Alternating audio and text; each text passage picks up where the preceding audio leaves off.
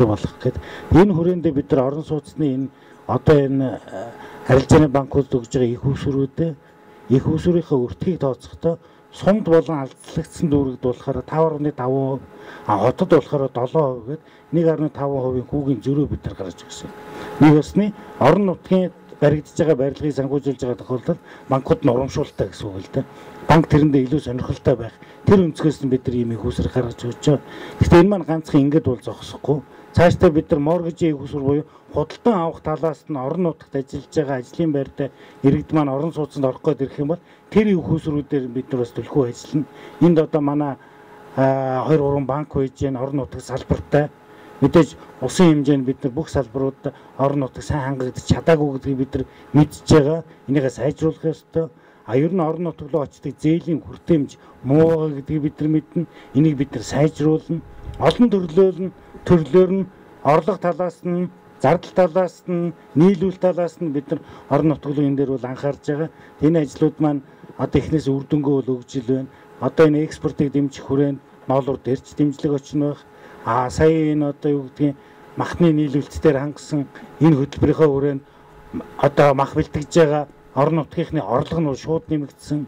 За дээрээс нь Улаанбуудаа гурлийн үнийг докторжуулах хөтөлбөрүүдийн ерөөсөө амин сүнс нь юу байсан гэхээр фермерүүд дээр мөнгө нь шууд очих байсан. Тэгэхээр орон нутгадаа бол бид нар орлого талаас нэг талаасаа дэмжих, нөгөө талаас нь саяын орон сууцны зээл ийм одоо компаниуд маань орон нутагт эрсдэл гаргаад барилга барьж байгаа тохиолдолд эднэр лөө зээл өгж байгаа банкудаа бид нар урамшуулдаг. Тэр системээ сая энэ 380 тэрбум төгрөг дотроо бид нар хийж өгсөн байгаа.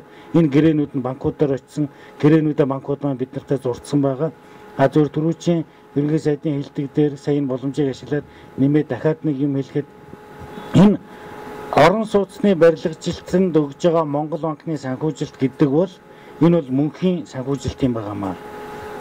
Бидний харж байгаагаар бол эрэлт талаас нь иргэд маань худалдан авах чадвартай ажлын байртай орлоготой байгаа тохиолдолд энийг бид нар зогсоохгүй. Энийг мөнхийн ингэж ааш нь өргөжлүүлээд явуулаад. Ажлын байртай иргэд маань байгаад байх юм бол бид нар тэднийг орон сууц авах тэр боломжоор нь хангасан нийлүүл талаа дэмжсэн энэ санхүүжилтэнд бол бид нар зоригтой хийнэ. Эцсийн дүндээ барилгын үнэтэй урт хугацаанд тогтвортой тэмцдэг ганцхан л арга байна. Тэр нь их л барилга баригдах. Тэгвэл барилгын үн урттай тогтвортой байна. Энэ систем дотор нь барилгачдын маань зардал буюу банкны зээлийн зардал, материалын зардал энэ олон юм дээр нь гацаа үүсгэхгүй их л барилга бариад байх юм бол барилгын үн явандаа яг иргэдийн үсээд байгаа тэр аль болохоор хамгийн бага төвшин рүү л тэмүүлнэ гэдгийг бид нар бүгд мэддэг учраас бид нар энэ нийлүүл тал руу нь буюу барилга барьдаг тал руу нь ингэж ахуй анхаарал өгж эхэлж байгаамаа. Энэ бүх юмны гол нөхцөл байдал хаанаас бий болсон гэдгийг ерөнхий сайд түрүүнд дурдлаа. Гол нь бид нар иргэддээ энэ орон сууцыг худалдаж авах тэр боломжн дээр нь засгийн газартайгаа бид нар дэлгэрэнгүй бүх юмнуудаа тохирцсон байгаа. Одоо энэ 8% моргэж буюу плюс минус 1% моргежийн схем маань одоо зарчмын үед бүх талаасаа дэмжигдээд тохирох ёстой юмнуудыг бид нар тохирцсон. Одоо үзэглэхэл асуудал ерөнхийдөө үлдчихэд байгаа.